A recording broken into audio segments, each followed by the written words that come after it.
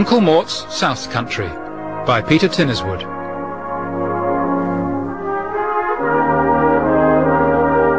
Uncle Mort and Carter Brandon were at Hampton Court.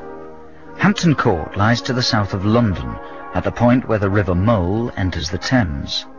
They'd lost their way. I thought you said you was a fully trained map reader. I am, but only when I'm on familiar territory. It had been their intention to visit Ealing Common, where Uncle Mort suspected he had a third cousin who had once married the daughter of a level crossing keeper from Halifax. Well, if he can't live in a more accessible place than Ealing, bugger him. In any case, I never fancied spending all morning talking about level crossings. Marshalling yards, that's another story. But level crossings, I wouldn't give them house room. The sun was cavorting with the mid of the day. The sky was blue. Coots squabbled in the river. They'd parked the blood-red Beetle in the station forecourt between a tourist bus from Chamonix and a bread van from Esher. My God, Carter. Vehicles come from all over the world to here, don't they? I wonder where Esher is. Search me.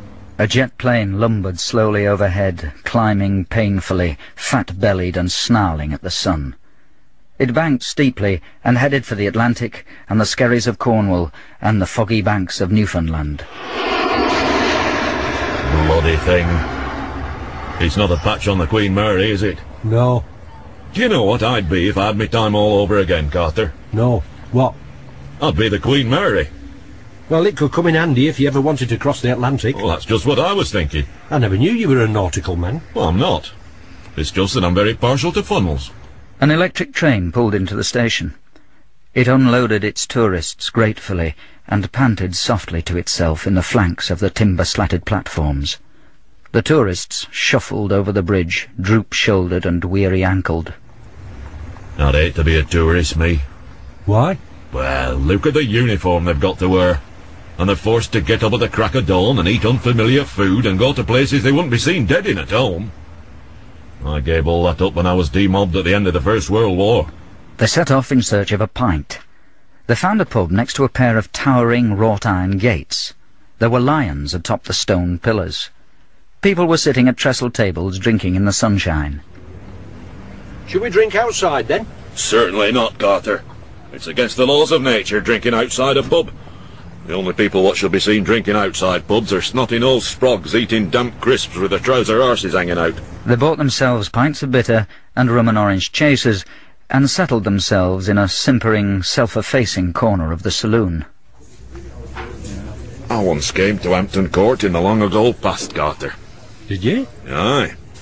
It was the day before the FA Cup Challenge final of '33, Everton versus Manchester City. The Toffees being the victors by 3 goals to bugger all. And what happened? We got lost. In the maze, was it? No, we never found the maze. We got lost the moment we set foot through the front gate of the palace. Your map reading failed you again, did it? No. I got disorientated by a malignant ice cream cornet. They finished their drinks and stepped outside into the heat. The sky was tottering with balloons. They staggered and swooped and tossed back their bald, shining heads and scurried after the flimsy shifts of breeze from the south.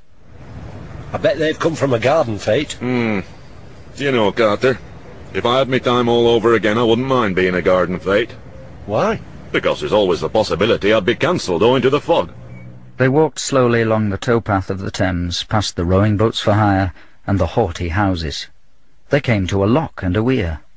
The lock jostled itself with pleasure boats, coil and cream of water flooding in through steel paddles, bob and curtsy of scowl-stemmed cruiser, gentle roll of narrowboat, khaki shorts and maroon ankle socks, ginger beards and fishermen's smocks, clink of ice cubes, whistle of kettle, dashing spin of wheel, calm swing of straight-armed tiller.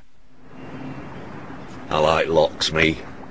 And I suppose if you had your time all over again, you'd be No, lad, no. I'd sooner be a sewerage farm. They sat on the parched and yellowing riverbank and scratched their ankles and scowled at the swans. A red balloon drifted low over the river. It was limp and hollow-chested. It rose sharply in a sudden shift of the breeze, and then the wind dropped, and it flopped with a sad sigh to the bank and puffed out the last of its life at their feet. Poor bloody thing. Aye, It's not made much of a show, has it? Just like me. How do you mean? Well, I set out on life's great balloon race, full of anticipation and ambition, and look what happened. You should see me now, Carter. Get on with you. You've never had ambition. I did. I were bursting with it. What did you want to be? Pretender to the throne of France. And what happened? I got a knee injury playing outside left for the boys' brigade. Hard luck. Yeah. You're welcome. That balloon's just like me. All deflated and defeated and no use to man nor beast. The futility of it all. And I had such expectations out of life in my youth. I had this unquenchable thirst for knowledge, Carter. Such as? Well, the basic fundamental facts of life, lad. Why do you always get green bogies in your nose in winter? Who invented shin guards for goalkeepers? What's the reason for Ecuador? Who taught the royal family how to cut their own toenails? Can you smoke a pipe on an airship? If God is love, why did he invent verrucas? All thwarted now, Carter. I've ended up knowing nought. I can't even oil the pedals on a fretwork machine. He picked up the straggle-skinned balloon and tossed it into the river. A Canada goose darted forward, thrusting for food. It took the balloon in its beak, shook it savagely, and flung it away with a flick of its white-chinned neck. The current bore it away, and it arched itself into a curling leer. What should we do now? I don't know. What do you fancy doing? Sitting in the middle of an ammunition dump.